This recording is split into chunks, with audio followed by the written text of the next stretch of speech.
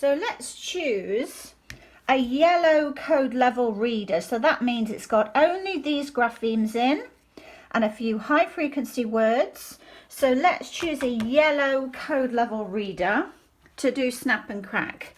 So yellow code level, and the children or you just choose any page. Let's just randomly choose any page. Okay, so we number the lines and then the children are going to read this and they can read it. We haven't got loads of working memory being used on every word because the words consist of what they know. So we can focus on the comprehension. So we can snap a photo of this, we can snap a photo of it and then put it on the board or your television or what have you. You can snap a photo, put it up there. I would hook that up to my iPad or what have you. So if you're working with a group of children, snap a photo, put it up there for all the kids.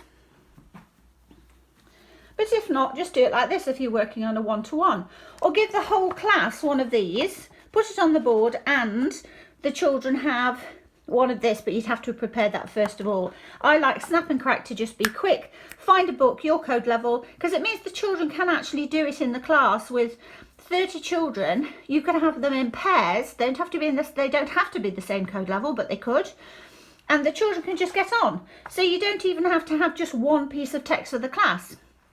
So once the children have read it through, they'd record any words they're not sure of. They might think, oh, I don't know, what's a tunnel? I mean, it's very unlikely they won't know what a tunnel is, but they'd write it down to think about it.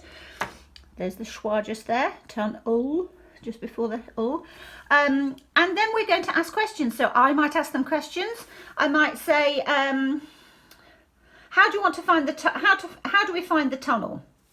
So then they'll say, in a speaking voice, it might be, stand next to the rock and rub the magic ring. So that's number 2 and number 3. That's where I found it. That's what the numbers are for. Where did you see it in the text? Then I might say to them, yeah, that's great. That's your speaking voice. What about your writer's voice? So if you were going to write this, and they don't need to write it, I just want to know that they know what they would write. So their spoken voice would be, if the question was, how do you find the tunnel? The writer's voice would be something like, to find the tunnel, and they might end up actually writing this out, but to find the tunnel, you need to stand next to the rock and rub the magic. So it's what they would actually write down. But the children are going to ask loads of questions. You know, the tunnel will get you back to the land where you're from. What's the purpose of the tunnel? That might be a question. So what's the purpose of the tunnel? What does purpose mean, etc. What's another word for a tunnel?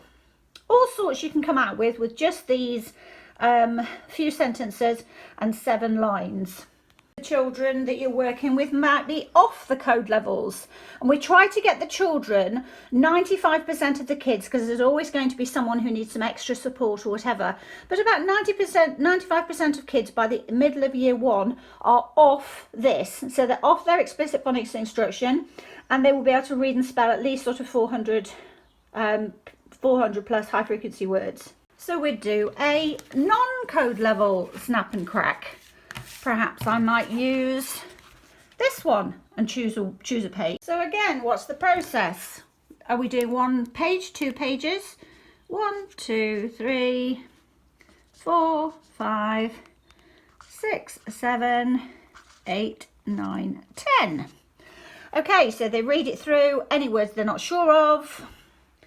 They might see this and they might say, well, I can work out what that word is, but I actually want to map it. I actually want to see what the mapping is. So island, island, island, island, island, island. They'd get out their spelling cloud keyring.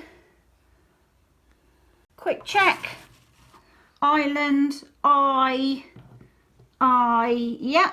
And that's the example word as well. Yeah, so that's a new one that I didn't know before. I might add the A to my schwa cloud. They might look up and find it here because it's something that's new to them that day, using the speech sound wall. Okay. Island. Here's this is special eye. And here's the monster. Here's eye clouded. This is an extra eye and island. And credits. No, credits, yeah. I all opened island. Yay, island! But of course they're reading these books, so they might have seen the word before anyway. When we do the snap and crack, we're taking a snapshot of the book to think about the comprehension. But if it's books and text they're familiar with, even better. So the children can start on the first set of books when they sort of more or less get to the end of purple code level, especially when those texts are code mapped and monster mapped for them. But they can start on 1, 2, 3 and away, and also the Griffin books, also the pirate stories, when they get to the end of the yellow code level alongside their code level readers. Because remember, the code level readers are not going to have all of these extra graphemes. They've just got a very small, about a quarter of the actual code is used in decodable readers. The reason I love those books is because there's a continuity. They get to know the characters, whether it's the pirates, whether it's 1, 2, 3 and away, with all the story people, etc., etc. They get to know the characters. They get to know the format. They're real stories. They build up into chapter books. You know, it's just really, really nice way for the children to tackle all the different skills needed to read and spell within a text that they're actually going to really enjoy reading. Sails to the island. The red pirate is on the ship.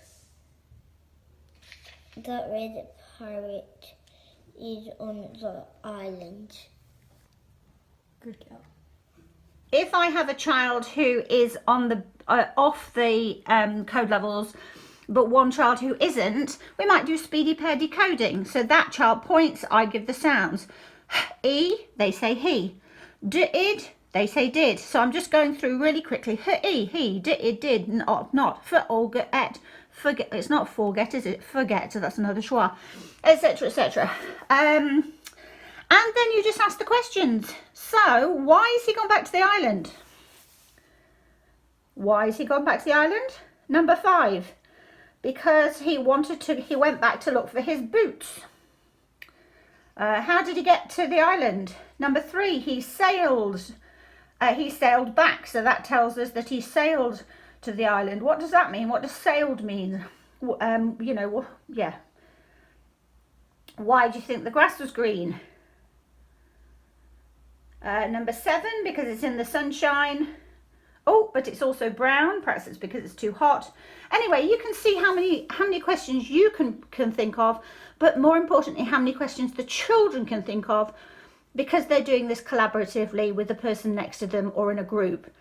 Before starting on authentic text or real text or whatever, when the children are at the level of the past explicit phonics, we've been using controlled vocab, repetitive text, repetitive words, etc., so they understand different cues to use if they can't decode it. Once you've gone past that, you're using authentic text, that's fine, but this sort of bridge between your basic decoding, which is just a limited number of graphemes, these readers, these are the ones we use: pirate and village with 3 corners, 1, 2, 3 and away, and then they move on to their authentic text.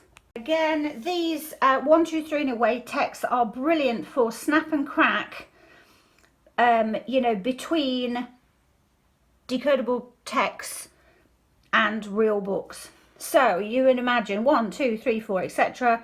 So much we can get out of it. What did Billy Blue Hat see?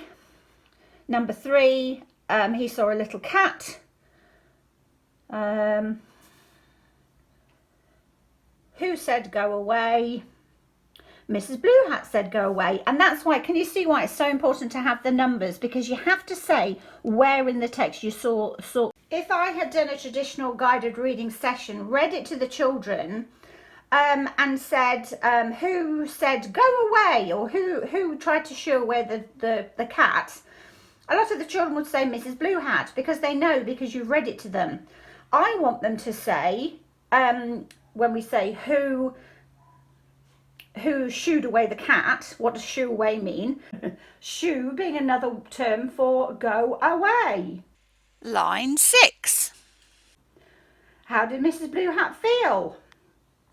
We think she feels, again, it's that language, it's that inferential, it's the, all the different skills that we need for comprehension. Well, when you're saying to the children, how did Mrs. Blue Hat feel? They'll say, perhaps they'll say annoyed, whatever. We don't know, because we don't know what the children are going to say, because we don't know their prior experiences or understanding of spoken language. And also there's the punctuation, go away, exclamation mark. So just so much you can get out of this tiny little bits of text.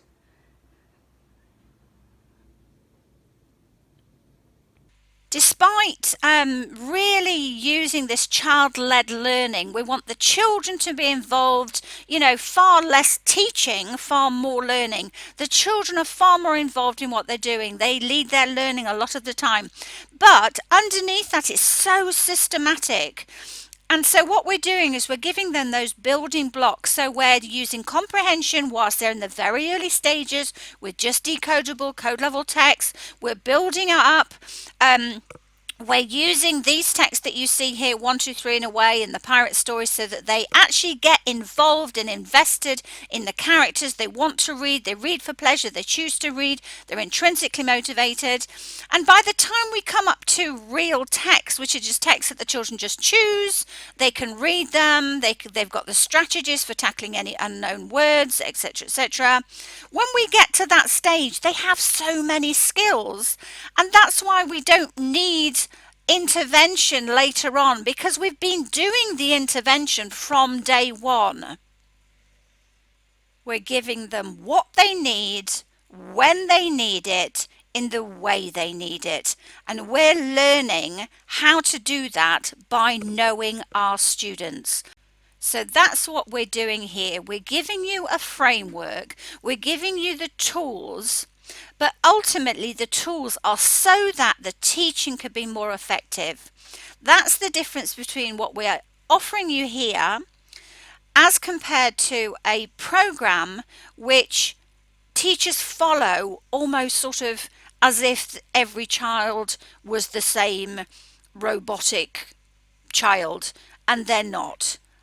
Every snap and crack is different, because every child is different and they're coming to you with different experiences, different vocab, different ideas, and that's what we want to happen. We want you to fall in love with your students and your students to fall in love with literacy. What I have found from working with thousands of teachers is that they are far more interested in the learning activity that is occurring within each child's wonderful brain than following programs. We want every child reading for pleasure, for life.